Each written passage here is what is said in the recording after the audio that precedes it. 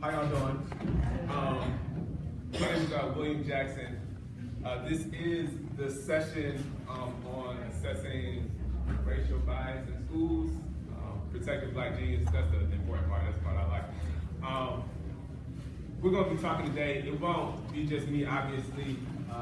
These illustrious panelists are going to introduce themselves in a second. We actually had one guy see all the people in the room and got nervous and he had to use the restroom. But he'll be right back. But as we get ready, I'll tell you all just a little bit about my work because I won't be doing a lot of talking today. So I work at Village of Wisdom, and we work with Black families to do advocacy and organizing work. And we advocate and organize to protect Black genius in schools. So that's what we talk about, and really what that means is we try to limit the amount of racial bias that kids have to experience on a day-to-day basis when they walk into our schools. Because we know that that's a threat to the capacity and the ability of these students to perform really well. So that is kind of a short, brief thing about our work. And the thing that I'll say about Black genius, and I think just about how we should probably kind of think about this framework of this conversation, is that I think a lot of times when people talk about racial bias and how it shows up for folks, a lot of times we do two things. One, we like to kind of look at all the different ways other people participate in racial bias or participate in racism. And I don't think that there's enough inward look inside of like how do we ourselves kind of contribute to these systems of oppression? How do we reaffirm or support racism? I know a lot of the folks in this room don't necessarily benefit from it, but a lot of times folks of color can't participate in it. And then the other thing I will try to do a good job of as we have this conversation is to really talk about how do we do a better job of putting tools and assessments in the hands of students and families and communities as opposed to assessing students, communities, and families. So when you think about it, when we assess schools, who we really end up assessing are students. We measure students all day long, but we don't have a lot of measures of the school. We don't measure teachers. We don't necessarily measure how the teacher is treating a child, or how a guidance counselor is treating a child, or how a principal is treating a family. Like, we don't have assessments for that, because a lot of times we aren't asking those types of questions on assessments. So that's a little bit of a framing of this conversation. The last thing I'll do before we get started is just talk a little bit about, are y'all doing okay today? I'm looking in the audience and I see a lot of grimaces.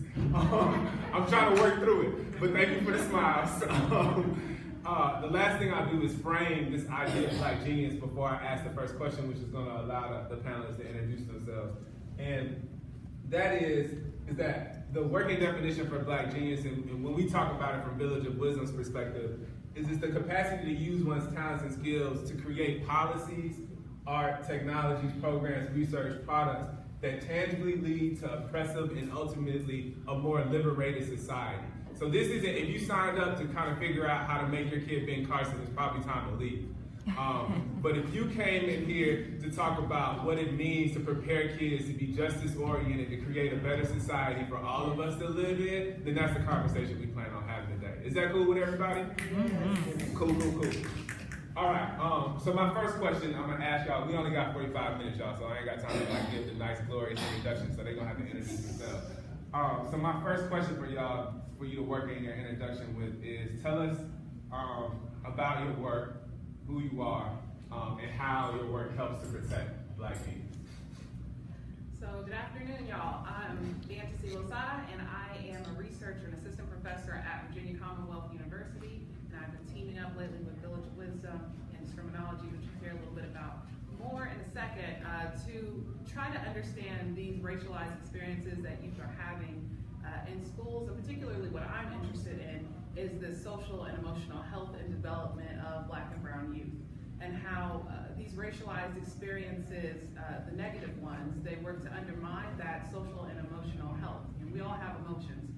We all have to deal with them in one way or another. We use our emotions to connect with one another, but that our kids don't necessarily, our research shows that our kids don't necessarily get that same benefit of the doubt that, emotions are emotions, and they just mean it's like this current state that you have right now, and you can be upset about something and not be a person that's going to take that out aggressively or violently, but that's what's put on our kids in schools. And so I'm working to understand the ways that those types of biases and assumptions that happen out in the community, but also in particular with teachers and in the classrooms, when teachers misread kids' emotions in the classroom, and they say, oh, they're acting out just because this is a bad kid, but they're not understanding that this kid is having an emotion right now about maybe having some frustration about not understanding the concept in the classroom. Maybe something else is going on, but they're not given that chance to be thought of as, oh, these are just young children with their emotions and we can work through that. So my work is trying to understand the biases against kids and how that impacts that social emotional development, as well as trying to understand the positive things that we can build up in our kids, that racial affirmation, things that are happening in the home, but can happen in schools, and schools are missing out on that opportunity to foster that in the classroom, and they first miss out on that when they misread, misrepresent, misunderstand our kids' emotions. And my name is Demar Pittman. I run the organization Discriminology. A little background story about me and how I got into this. So for the past 5 or 6 years, I was a behavior specialist, restorative justice coordinator at a Title I elementary school. And it was my job to, if a student is, having emotional issues or challenges at the school, then it's my job to figure out why that student's having those challenges and to set in, certain interventions to help those children. So one day I had a teacher's aide bring 2 African-American female students to my room, 4th graders, and the girls were really upset. The teacher's aide said these 2 students were acting out, they need to be suspended, and I was like, well, let me talk to them. Then after the teacher leaves, I talk to the 2 students to try and calm them down and see why they're so upset. And the 2 girls told me that the teacher told them in front of their class that their future children would end up in prison and have attitudes just like them. So when they told me that, these girls were hysterical, like they were really upset about this comment. So when they told me that, I was like, wow, this is crazy. So let me go talk to the teacher about it. The teacher's a middle-aged white woman. When I went to her classroom, she was really defensive. She said, this is my classroom, I can say what I want. The girls were talking. I was like, wow, they were really upset. That comment's really racially insensitive. Can you at least apologize to them? And she said, no, I won't apologize, but I will talk to them. So at that point, I realized I wasn't getting anywhere. I went to talk to administration, and the principal and vice principal seemed like they were really upset about the situation. 2 weeks later, I got fired. Talking to the principal, she said, and the principal was black, and she told me that she had been fighting with the school district for a long time. She was getting pressure from her boss and the teachers union that I was asking too many questions.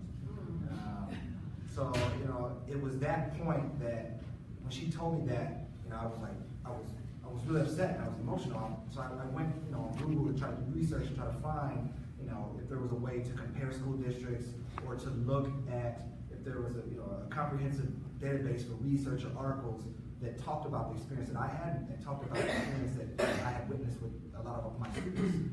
And there wasn't, so Discriminology is sort of the culmination of the research that I did during that 6 or 7 months. Is it afternoon now? Good afternoon. Yeah. My name is Rhonda Taylor Bullock, and I'm currently a PhD candidate at UNC Chapel Hill, and I study whiteness and white children's racial identity construction. I'm also the co-founder and director of We Are, and We Are stands for Working to Extend Anti-Racist Education. We provide anti-racism training for parents, children, and educators with the ultimate goal of dismantling systemic racism in education and beyond. And we do that by offering summer camps for kids in Rising First through 5th grade, professional development for teachers, and workshops for parents. And so with our summer camp programming, we target white families in white spaces because that population is least likely to have anti-racist conversations in their homes. And so we engage in work where not only we're centering Black genius, but we also think about how can we, as we're arming Black kids against racism and preparing them for a racist world and affirming their identity, we're also thinking about how are we arming white children against whiteness and kind of shifting that gaze a little bit, some of that grunt work, and how to create a more racially equitable society. My name is Kelvin Bullock. I'm the Executive Director for Equity Affairs for Durham Public Schools. In this role, essentially, I do a lot of work around, first of all, bringing attention to the inequities that exist in our district as it relates to outcomes for students of different races.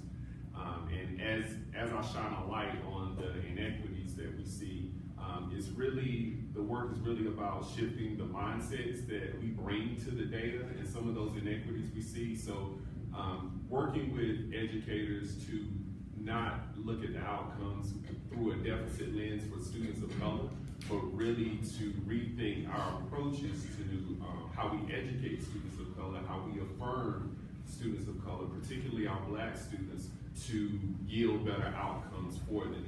So my office is just a year old. We started our Office of Equity Affairs in January of 2017, and we've been doing a lot of work just in trying to bring awareness to the inequities that exist and to start to work with district leaders to make sure that as we're looking at the inequities that exist, we see the role that we might play and how we can make adjustments that can yield better outcomes for our Black and brown students, which is vital in Durham Public Schools, being that over 75% of the students that we serve in the school district are Black and or Latino. Thank y'all for sharing that. So, Rhonda, this question is for you. Why do you think it's so important that schools prioritize Black genius and prioritize, I think both, we talked about this before, not only racial affirmation of children in schools, but also how do we make sure that we're holding folks accountable for how they invalidate children in schools? So maybe a few ways, like how do you see that on both sides? And then, yeah. Well, I think first of all, we need to talk about it because it needs to be visible, and our efforts need to be intentional. And so, oftentimes in schools, education, I was a former educator, currently still an educator. Educators shy away from talking about race and racism, and we're currently see a lot of people using colorblind language, and we're a post-racial society. But all of that counters true lived experiences, especially for our young students. And so on the one hand, it needs to be named. You cannot fight something that you don't see. If you don't see racism, then you can't hear me share. You can't understand my story or my child's story when they're talking about their racist experience, because it's hard for you to conceptualize something that you don't believe in, or that you don't witness. And so for one, it's necessary to name that, to train teachers in recognizing it and having language to be able to explain it. And oftentimes a lack of language contributes to our inability to really describe what it is that we're experiencing. And so one of the ways of making Black genius visible is by using culturally relevant pedagogy, which is something that we'll talk about a little bit more, but looking at the students and the cultures of the students in your classroom, and if you're working with predominantly, or if you're working with Black children, seeing how the gifts and the talents that they have from the local community, from their own talents and their ideas, and how are you incorporating that and making it a part of the curriculum. And so, and some people push back in spaces where it's predominantly white kids, right? Well, then if you use culturally relevant pedagogy, the dominant culture there is white, right? So we have to first own that we have been using a culturally relevant pedagogy in one culture, it's in white. So in those white spaces, you still have to bring in which cultures are missing, and those are the cultures that you incorporate in those spaces. Yeah, so Kelvin, I guess from your perspective, as somebody who's in school administration, what do you think, why do you feel like this is kind of so important, and what are some of the ways that you've seen this either impede or help student performance, and maybe even like talking about some of the data where, like, maybe do you feel like there's a correlation between the data and kind of opportunities to, affirm Blackness or even talk about the invalidations that Black kids experience? I definitely feel like it's important, and I think again, the primary thing that kind of affirms my belief that it's important is the outcomes that we see. And it's not just about test scores, but that is a measure that people use to determine the quality quality of education that students are receiving. But even beyond that, looking at other quantitative sets of data, if we're talking about like graduation rates, suspension rates, which all kind of go back to a lack of relationship or healthy relationships between students and teachers.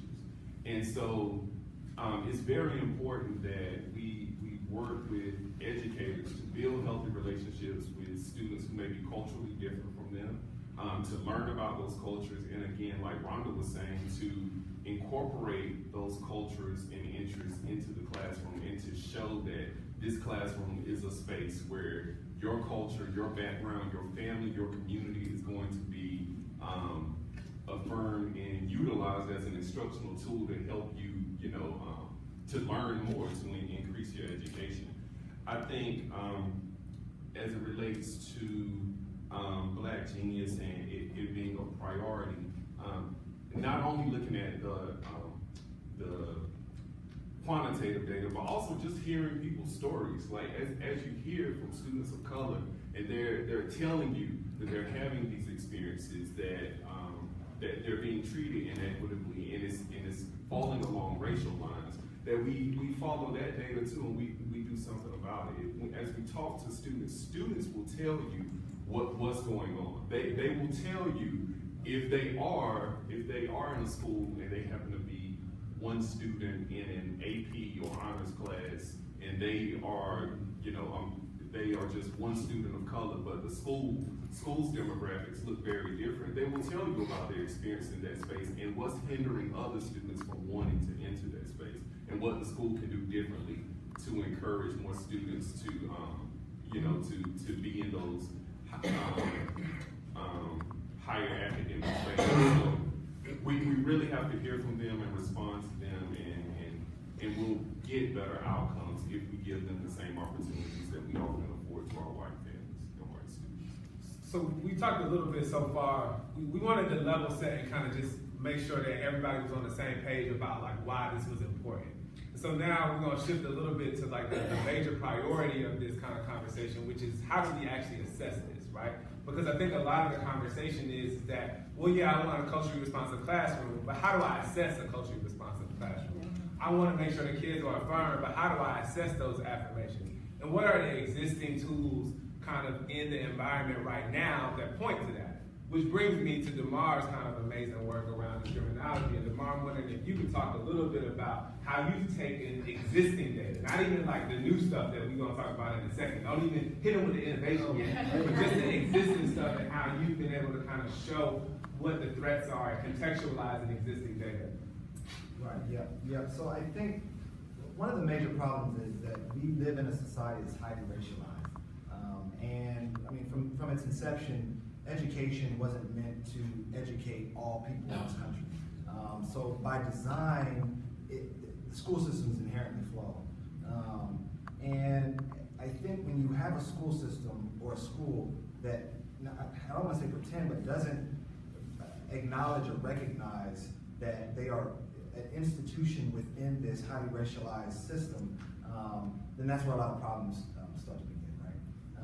So one of the main things that we're doing in discriminology is taking pre-existing public education data and looking at it through a racial equity lens, right?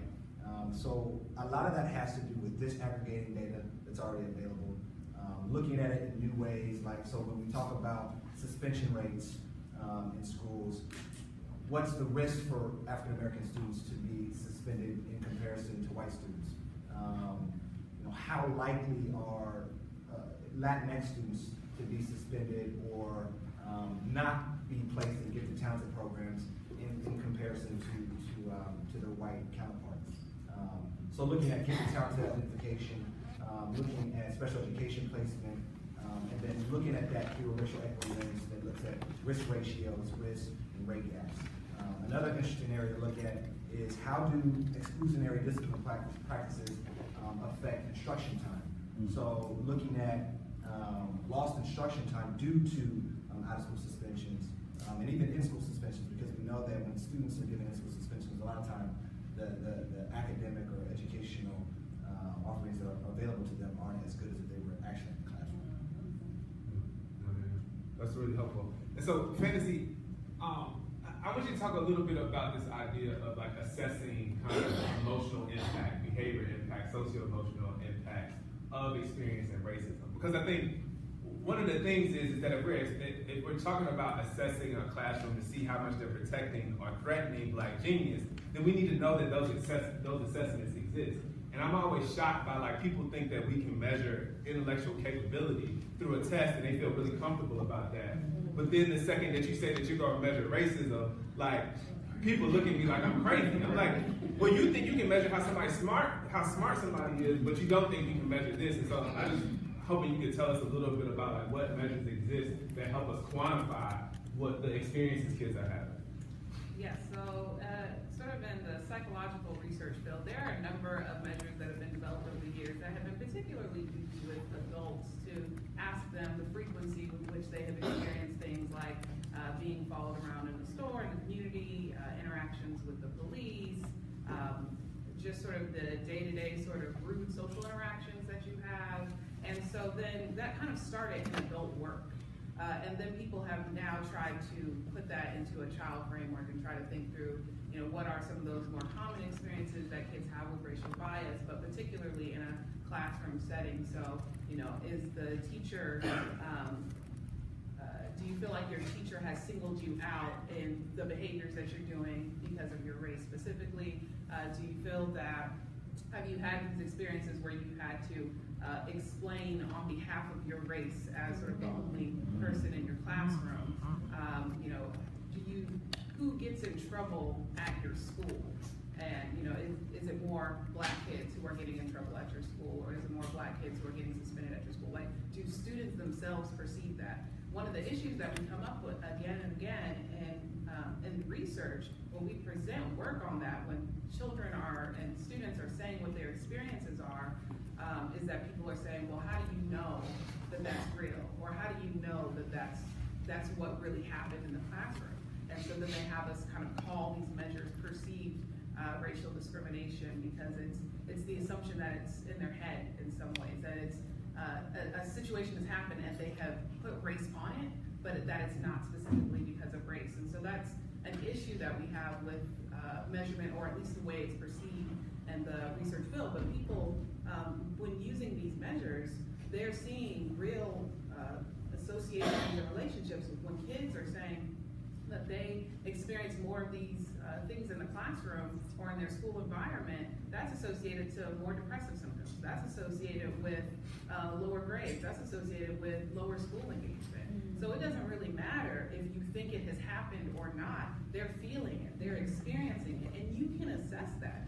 You can ask those questions. So Helma made the point of saying, like, you can look at quantitative data, but you can just ask the kids. And so in ways that we've done it in our own research, we've done it through surveys, like some of those assessments that have those items on it. But sometimes, even then, kids don't necessarily recall the experience right in the moment when they're taking a survey. So then we do interviews with them. And when you kind of get them to talk about, okay, well, this time when I got in trouble, this is what was happening, and the teacher said this to me, you know, an experience similar to what Damar shared, of, you know, kids being told that you're not going to go anywhere, you're not going to be anything, your kids aren't going to be anything, they're going to be just like you. Those are, kids can say that word for word, that is an experience that they've had in the classroom through interviews. We've done things like school mapping, asking young Black boys, where can you show me in the school where you feel celebrated? And can you show me in the school where you feel a lot of conflict or tension? And it never fails. You ask them where they celebrated, they'll say the gym, they'll say the football field, they'll say sometimes in the cafeterias they're talking about interactions with their peers. If you ask them where they're feeling the tension at, or where they're feeling devalued, it's the classrooms, it's the hallways, it's the places where they're having the interactions with the teachers and school administrators. So there are a variety of ways to ask this question, particularly to listen to students' voices, because that is what's impacting their outcomes. So that's helpful. And so we talked a little bit about like what it means to actually assess those things, and hopefully folks kind of got some tangible ways of like what that assessment could look like in your own schools or some of your practices. There's a lot of a lot of good tidbits right there, Fantasy. Rhonda, I know you do a lot of work in schools kind of helping folks adopt more culturally responsive practices with We Are. So, and I know that you give a lot of tools out, like, hey, these are things that you could do to actually affirm, right? So we talked about kind of measuring like the negative things, but we also could have measured the positive things. So maybe could you set the table a little bit about some of the tools that you share, some of the tips that you give folks to kind of have a more responsive classroom in a kind of tangible way? So a couple of things. I've primarily been working in elementary schools and working with elementary teachers. So I talk with them about the importance of choosing books with characters of color. I give them a checklist of how to choose particular books, because all books aren't created equally. And oftentimes, like, the majority of writers of children's books are white. And oftentimes white women write a lot about Black and brown children. And so we talk about choosing culturally authentic texts. So where the author's racial and ethnic background is mirrored in the text. And so that way it helps alleviate some stereotypical writing that will occur in children's books. That doesn't mean, I'm not advocating that we don't read books that white women write or that white males write about other cultures, but we have to be critically analyze what types of books are we reading and how characters of color are presented. I also offer book lists where children of color are centered and that talk explicitly about race, racism, skin color, and anti-racism. And I tell teachers that they can do a racial equity audit of the books in their classroom library. And the students can be involved in this. You can incorporate your math and reading standards if you want to, making predictions about how often characters of color are represented, or what roles are they playing, and or what cultures are represented in our books. And kids can pull a set of 10 and then just track who's represented. And this also makes visible to educators whose cultures are not represented in the books in the classrooms. Another piece that I offer are some articles. One is your 5-year-old is already racially biased. And another one, and I can't get the title right now, but it's related to, it's more beneficial for young children to read books with people than with animals. If you're thinking about teaching morality and empathy, like children, because at that young age, they're concrete learners. And so a child will be more likely to see themselves in another child than a cat or a dog or a horse, you know, that type of, and so if you think about, a lot of children's books are about animals. Yeah. And oftentimes the animals are phenotypically white. Yep. So being conscious of that and how that imagery impacts how children see themselves, and if we're going to use a text to teach children how to interact with each other, how to value themselves, they need to literally see themselves in the text. Thanks, Rhonda. A lot of gems there. So, DeMar, I'm going a little bit off script, so they're gonna have to bear with me.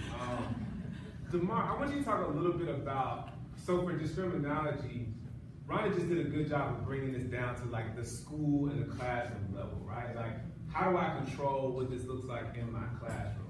But I think this is time to talk about some of the new fresh stuff, right, that you're thinking about with discriminology and how to kind of leverage community to be assessors of their schools, and in particular, some of the ways that you're thinking about capturing, like whether it's like teachers, involvement in certain classes, or talking about with students and their experiences, but like kind of that panel that you've been thinking about to assess on a particular school to see whether or not they actually have the infrastructure to support Black genius protection. Yep. Yeah, so right now, discriminology is, we're in the process of creating an open and public data platform that evaluates schools from this equity perspective that we've been talking about, right? So this platform will be similar to, in many ways, if you're familiar with greatschools.org, it's a platform where you can go, you can search for your school, once you find your school, there'll be a profile page with some grades and some evaluations that show you how well students take tests. And then there's some other stuff on there about like AP courses and this, that, and the other, but it's not geared towards really assessing schools and how equitable they are. So what we're doing is we're creating a mainstream platform similar to that, but it assesses how equitable schools are by looking at some of the things that we've been talking about up here on this panel, right? So, we look at and we contextualize school data in the form of, how likely are African-American students to be suspended, how much instruction time is being lost. We provide ways for the community members to interact with their school, to advocate for more culturally responsive practices.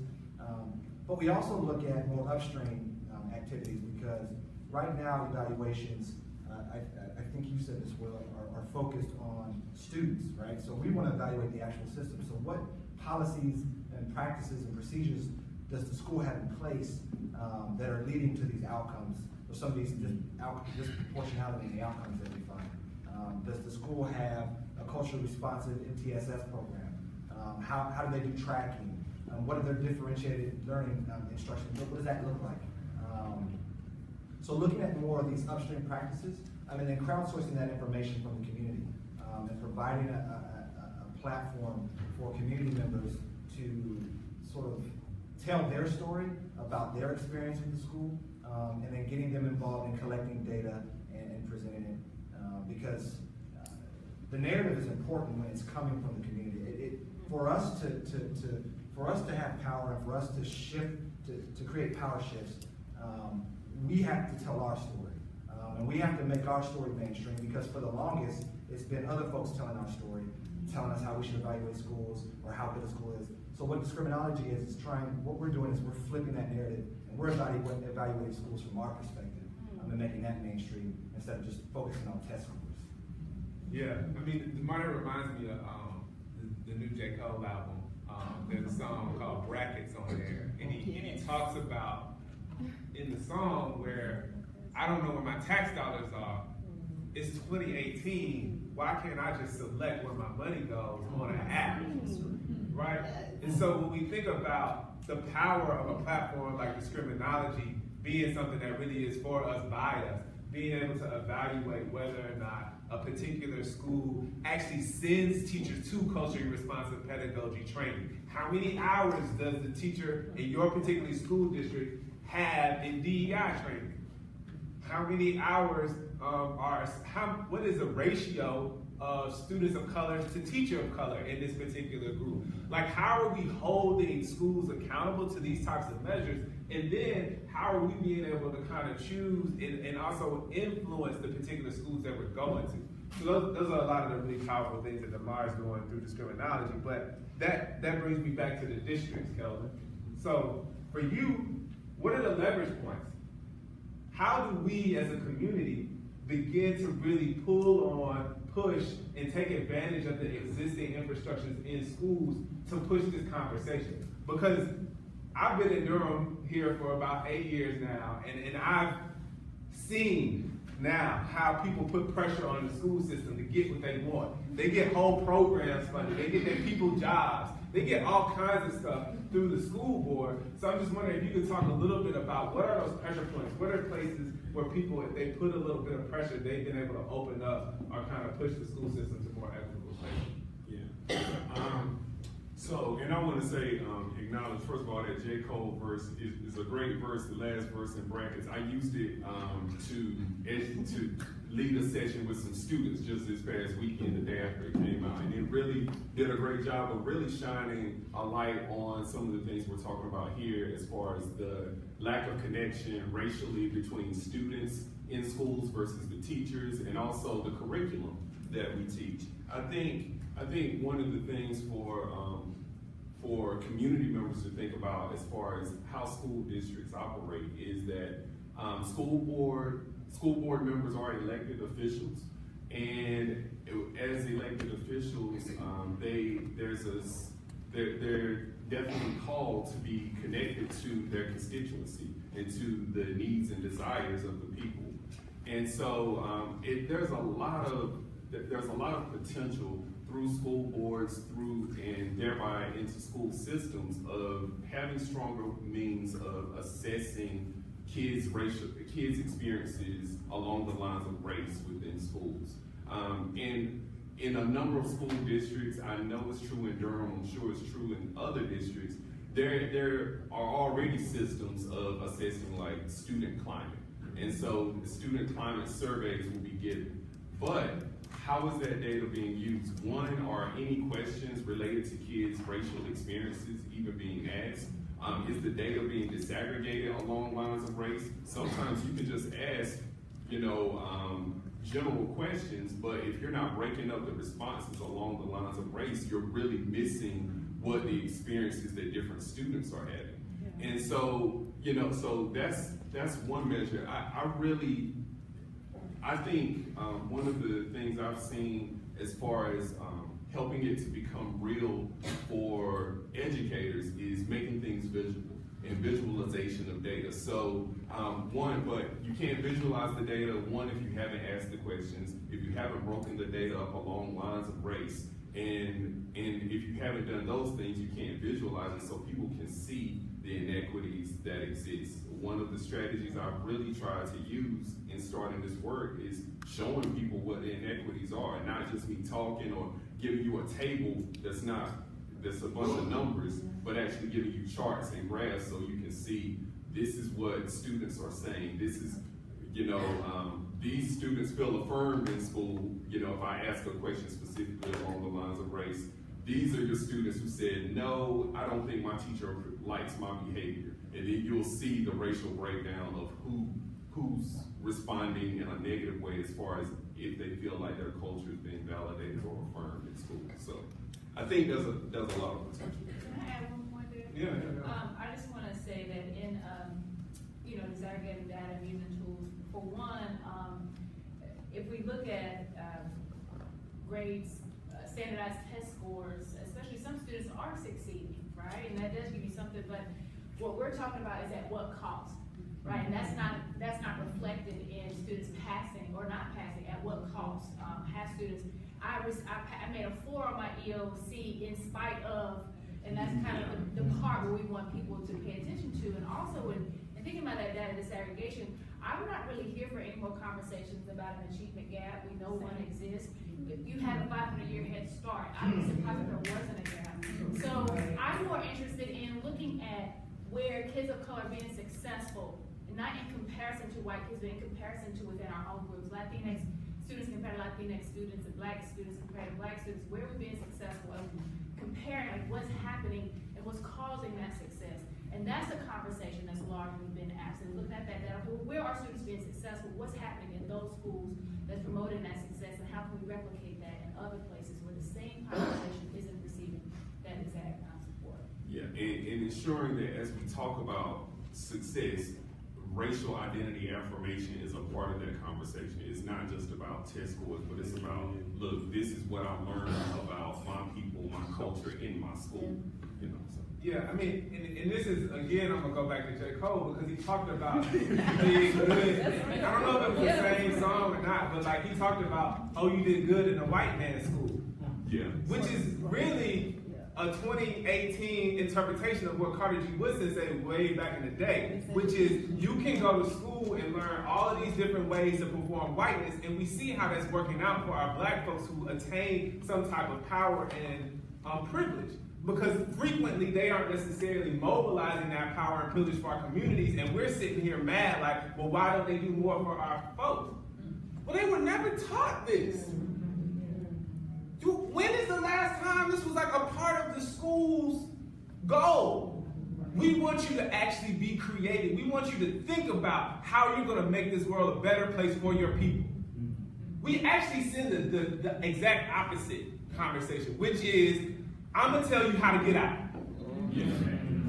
It's the exact opposite thing. So when you put priority on that and you tell people they got to get out, they got to get out, they got to get out, and then they get a little bit of money and you're like, why you ain't giving back? Because you told me to get out.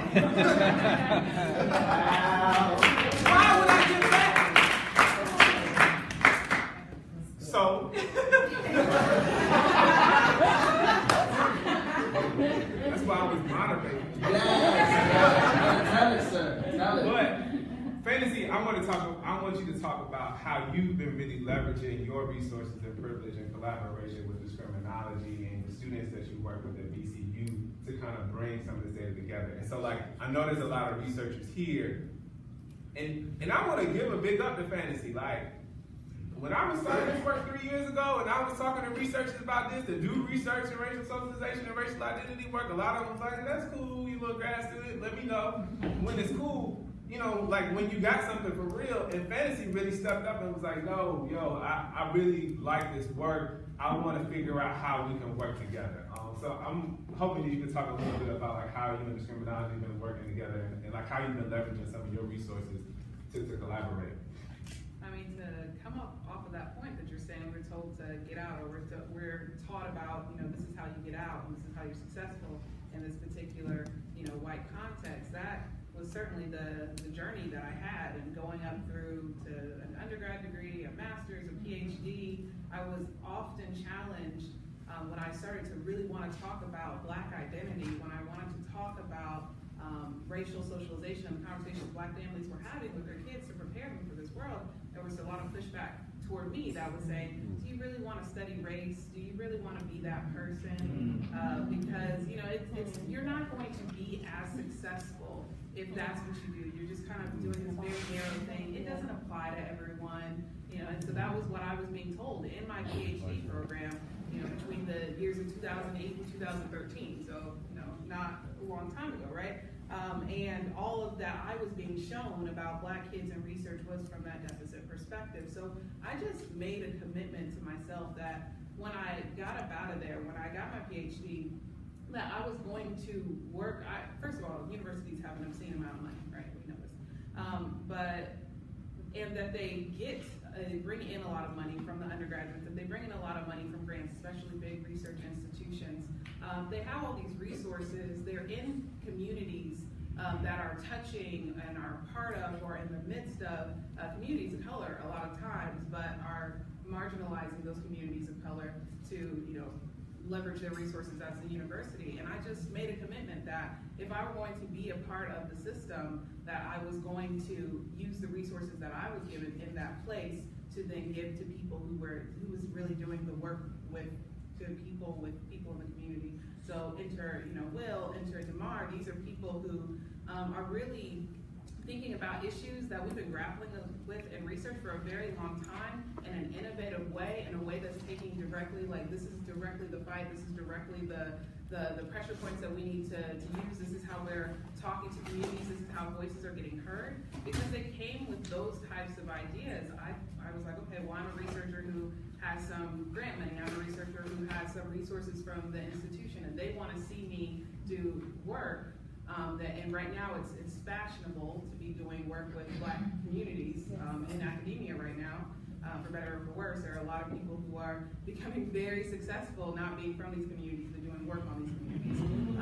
And so being able to be in the space and being saying, oh, okay, well, you know what, there's this going on, yeah, I can use my resources for us to see if we can get some data around this. I can use my resources to see if we can get some research assistant support. So that's what I've been doing with students a lot at VCU, is getting them involved in research that reflects experiences that they had coming up in school. So a lot of my research assistants are Black and brown.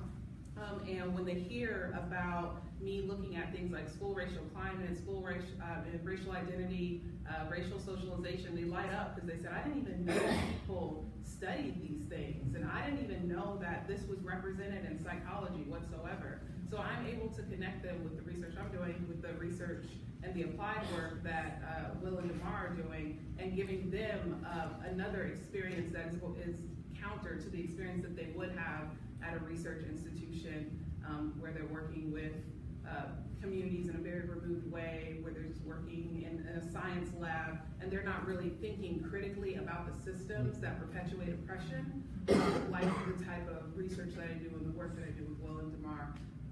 So I'm just saying that very generally because I started feeling very passionately about, you know, being able to be in a position where you can pass resources back to the communities, where you can pass resources to the people who are doing the real work. Because I'm sitting in my office all day, I teach classes, I do research, I read things, but I don't get to be in the community with people, and I don't get to really touch families in the ways that I would like to and hear their stories and to promote that. in the ways that I would like to, but there are people who are doing that. And if I partner with them and pass those resources on, we can attack the problem from a lot of different ways that people then will listen to. People like data for some reason, right? And so we can present that together in ways that forefront the voices of these communities. So it's like 12:49, in which I know they're gonna kick us out of this room in 10 minutes. So what I want to do is ask if folks have any questions. And so I'm gonna do 1, 2, 3, 4. Since y'all raise your hands real quick, we're gonna take all of the questions at once, and then I'm gonna let everybody respond so that way we can get through the most questions as possible. Keep your questions to questions and no comments. I'll cut you off. Go ahead. Okay. Shout out to Fayetteville, home of J. Cole. Quick question, especially for Demar. When it comes to the data, we know we internalize racism, et cetera. When you look at predominantly black schools and teach black teachers, what are the numbers looking like in terms of suspension expulsions with black kids and those comparing predominantly white PWIs and up to age historic black school, elementary school? Right. So we'll hold that right here. Okay, how have you gone about engaging students in this work to actually be a part of the conversation? And what are your plans, if you haven't already started, about evaluating the Eurocentric curriculum that is being taught to our students? No. Yeah. We got right here, and I'm gonna come to you on that. I was really intrigued by the whiteness thing, and how do you create curriculum around whiteness in predominantly white schools, and that don't kind of shame the kids or have a backlash from either the students or the parents from school? Okay, and then right here. Yes, based on what you mentioned so far, do you think school integration hurt or helped black kids? Definitely. We're gonna do those 4. And let's see if we got time to do 2 more. So I heard just a recap, kind of suspensions around black and white teachers. I heard about Eurocentric curriculum and assessing that, and also the students' participation, and then School integration hurt. School integration and help or hurt? Whiteness. In predominantly white schools. Have at it. Yeah, so I think, to be quick, sort of, that even in schools where you have predominantly black and brown teachers, you have a high ratio of black and brown teachers to students. It's still about forming relationships, right? Because they're still working within a system that's highly racialized. And so when you see schools where they have restorative justice programs, where they have mindfulness programs, because just because you have a school that has folks that look like the people they serve, it doesn't mean that those schools have really deep relationships with the community. So, I mean, that's one of the issues, and I think that ties into the Brown versus the Board of Education, is that part of the issue was during that time, the thing was on equality, right? But equality is not the same thing as equity. So we have an equal opportunity. We have a school system that's based on equality but not equity, and that's a problem.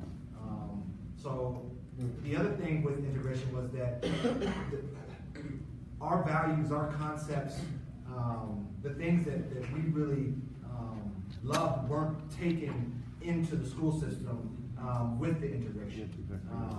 So yeah. And since you're right there, I should quickly say that I believe the schools are desegregated but not integrated. And W.B. Du Bois has a quote that I cannot verbatim repeat, but he talked about the Negro didn't need integrated or desegregated schools. The Negro needed a quality education, and was more of a proponent of receiving a quality education and recognizing and naming that in predominantly black spaces, there were talents and gifts that were there that were lost when schools were desegregated. And so we can't say that inherently segregated spaces like that, black spaces were negative, that we can't run with ourselves. They're not inherently bad. There are a lot of great things there that were lost when desegregation happened. The question about children involved, white children, you talk about whiteness in white spaces and basically trying to mitigate shame. I think you cannot prevent white children from feeling shame and talking about whiteness. I think you have to be prepared for how to help them work through it. Just like how we have to count in a counseling way, right? I don't know how you're gonna learn about that stuff and not feel, if you're still connected to your humanity, not feel some type of strong emotion. When I tell people white supremacy separates particularly white people from the ability to feel, the ability to empathize and sympathize. But so I think however you approach it, for one, white children also need to see models of co-conspirators, people who lost something in order and have something to lose and to gain and standing up, but not to the point where you forget the harm that your collective identity contributed to, so it's not an either or, it's showing them both. Yes, you are a part of this collective harm, and these are other ways to show up in the world as a white person, so I think that just has to be on the table. And real quickly with kids, I'm gonna say this when we wanna hop in. So with us, we do an anti-racism summer camp. And so it is about the children, first of all, affirming their identities, learning about themselves through books, and then helping equip them and to let them know that you have agency as a 7-year-old, as a 10-year-old, and showing them, especially currently now, the young people, videos of young people using their voice to stand up against racism, fighting gun violence. So that's one of the ways that we do it. Yeah, a couple of things as far as involving the kids and students in this work. One strategy on one level is like, I have done surveys with students where they're telling me about their experiences in school, and I ask them questions specifically related to race. So that's one way. Related to kind of like what Rhonda is saying with the summer camp, we have developed like a Young Scholars Summer Research Institute. That's a collaborative effort between the school district and the Cook Center on Social Equity at Duke University. We work together to do a research institute, mostly for high school students, for them to learn about different issues of social equity and ways of using research in academia to be advocates for a more equitable society. And actually, just before I came here, I was at a student equity conference at a high school in Wade County. And what they were doing, they have a student equity team that is working with administrators and teachers. So they have a teacher equity team, their whole administration is on board, and there are students and parents all coming together to talk about their experiences and some of the inequities that they see in school. And those students have been able to speak at the school board regarding their experiences. They have been speaking to new principals just to make sure, as with principals, for example, that when they're coming into the system, they're helping the principals to develop their racial equity lens and what to look for and just things to be on the lookout for as they're leading schools. So those are some of the ways I've seen students become involved in this work. We also have a school in Durham. What I was speaking about earlier when I referenced J. Cole was that I did a presentation for some students who organized a social justice summit at their high school here in the city. Just to piggyback off that really quick, another kind of really cool way that I've seen that kids' voices have been involved, at least trying to inform this work, is through photo voice projects. And so having youth pretty much telling them to take pictures of where they see themselves represented, like in their schools and in their curriculum, and where they don't. And so kids are taking pictures of like things that are in the textbook, and they're like, I'm not in here, I'm not in this textbook, or like of the pictures on the walls or the displays on the walls of their schools, like I'm not here, like you don't see like me represented here. And so to put that back in a way that kids are critically analyzing their own spaces and environment, to then build on like, okay, you see the space now, what's the agency you have in the space? I think is really important, and another, that's a really cool way that kids have been involved in, and they're being able to point it out. Yeah, I think we have 2 more questions that we'll probably be able to answer, then we gotta close up. Oh, I'm sorry, real quick. Excuse me, out of curiosity, I just want to know what theory you all worked with, what operating from, what framework you come from. Yeah. Critical race theory, PVEST,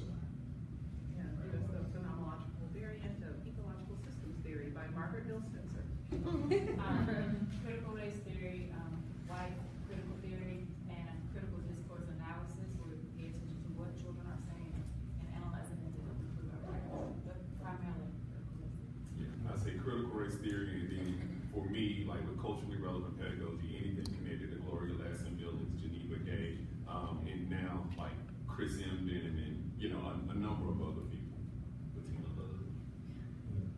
Right here. What is your hope for the school system to be corrected as compared to just going to black schools and homeschooling? I would say I want to see a school system that builds authentic relationships with with the communities that they serve, and to have a compassionate school system and an equitable school system. Yeah, I mean, I think we're talking about school systems where, so to answer your question about theories, so Gloria Ladson-Billings talks about social justice. Like when she went and looked at those 8 teachers in LA that she based the culturally responsive pedagogy off of, like when you read that paper, all of those folks made learning about how to improve the communities of the child, the communities that the children were living in. And so when you have a school, if you're sitting in Durham, in a county where we had the most evictions over the last 6 months of any other county in North Carolina, and you're not having a conversation about that in your schools, and you're not pushing the kids in your economics classes or in your history classes or in your science classes to think about how there was a toxic waste dump put in the middle of a black community in Chapel Hill in the 60s and 70s, like how can you really show up and say that you care about the people that you're in community with, right? And so for us, we're looking for different ways to gain leverage and power to make sure that we actually have that conversation, because there are ways for us to execute that power and leverage. So we don't want to just be talking about this stuff. We want to actually look at what are the things that we can pull on, and then how do we learn from the folks, our ancestors who have taught us what this conversation needs to be about. But it's important that we steep that in what we know, right? And a lot of those theories that folks mentioned, we also talk about self-determination theory. Like I talk about some of the theories some of these white theorists came up with, because if you look at stuff like self-determination theory, they said that you have to be interested to motivate learning. But how much do we ask kids just to learn just cause? So you mean to tell me that this white dude said this a long time ago, y'all knew that the kids needed to be interested in what they learning, and we still not doing that in school? Like I don't understand, right? Like I had a lot of cognitive dissonance during my PhD program. Anyway, I'm trying to get this link to work. Is it working now? Yeah. It works. So if you all are kind of looking to get in contact with us, it has everybody, like you can say who you want to get in contact with, and we'll all get that information. And we're also going to try to pull together some of the tools we talked about earlier and just kind of send out an info packet to everybody who's interested. Can you please repeat the names? I see Fantasy and Danielle. It's on that way. Yeah, but I don't know who to correspond to. So, again, my name is Rhonda Taylor Bullock, and my organization is We Are. The website is weare-nc.org, and We Are stands for Working to Extend Anti-Racist Education. And Daniel Kelvin Bullock, in the school system, Daniel Bullock, and so Office of Equity Affairs, Durham Public Schools. So if you go to the Durham Public Schools website, look up Equity Affairs or Daniel Bullock, you should find mine. And my name is DeMar Pittman, and it's discriminology. You go to discriminology.com, discriminology.org. We're on Facebook, Twitter, YouTube. And Agency Lozada at Virginia Commonwealth University. You can find me on the psychology department website. You can find my information there. My name is William Jackson. You can go to villageofwisdom.org. That's our organization. And then our brand is blackgenius.com. You can go there as well if you're interested.